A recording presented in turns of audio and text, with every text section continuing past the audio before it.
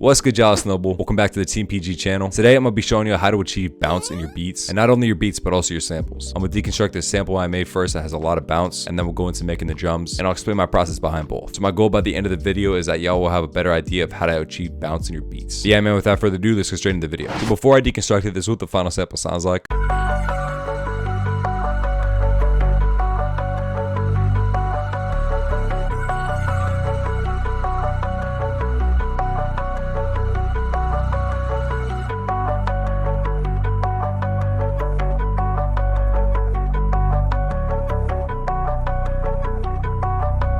Crazy. Alright, so the sample starts off with the starter that I made a while back on my electric guitar. I just plugged it straight into my PC and added a bunch of different layers. If you use any live guitar in your samples at all, I would highly recommend Guitar Rig 6. It's a really good plugin. It has pretty much everything you're gonna need. But yeah, my thought process behind this was pretty much all bounce. I wanted to have a hi-hat kind of bounce to it, and that's the feeling I went with. Something like this. So you'll hear that that's really the exact bounce in the starter.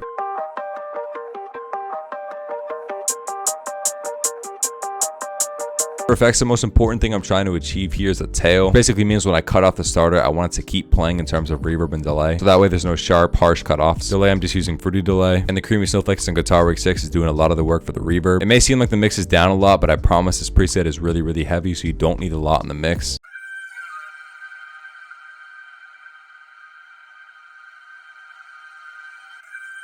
Something that I talk about again and again that a lot of producers don't do is not having really chords or kind of bass notes in your starters and main melodies. It may seem unorthodox, but when you listen to this, you're going to notice that there's really kind of no bass pattern. So when I loaded up this Respace and Serum, I had a lot more freedom.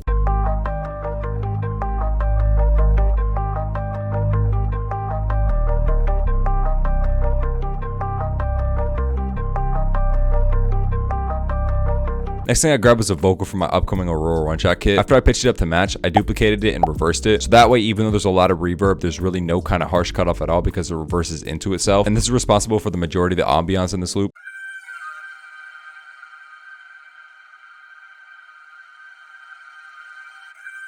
Next thing I have here is a really subtle texture. And then a guitar one, which is also from my upcoming AURORA one-shot kit, which leads right into an accent, which is pretty much the most standard pain accent ever, and added because it was a nice transition. Altogether, that transition sounds like this.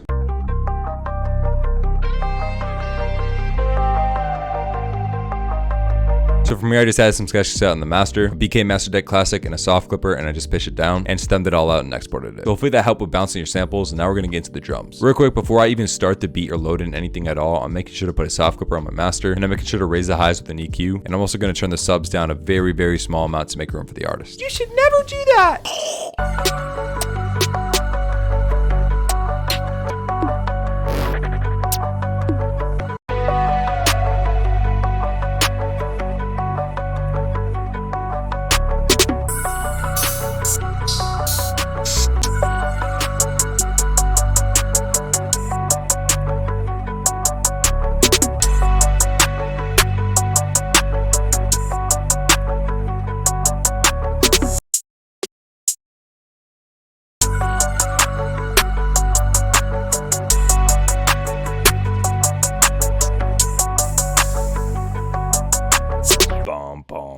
I can already hear the 808, bro.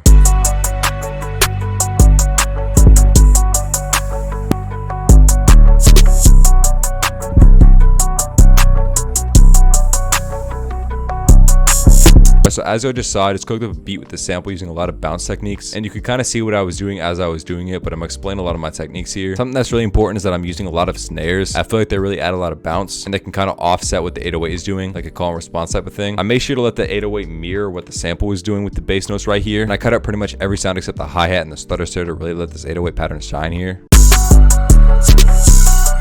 Also made sure to choose a pretty short 808, that way I had a lot more control over the bounce. And to really capitalize on that, I turned the envelope down and turned everything down except for the hole, which I turned all the way up. For the hi-hat, I made sure to keep it pretty simple, but I also made sure to add a lot of cutouts, because a lot of producers think that you should really just have a two-step going with rolls everywhere, which is fine for those old Southside type beats, but I feel like we've really moved on from that. And for bounce, I like to do a lot of cutouts in the hi-hats and then build off that with looperator. For example, this is the pattern that I have here. So it plays, it doubles itself, then it goes to no part reverb right there, and then reverses into itself back in the drop. Well, all that together, this is the bounce that you get.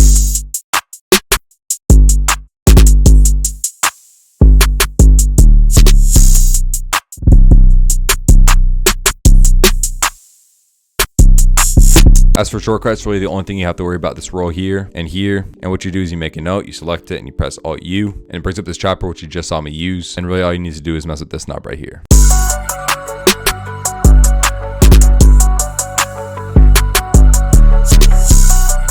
Crazy.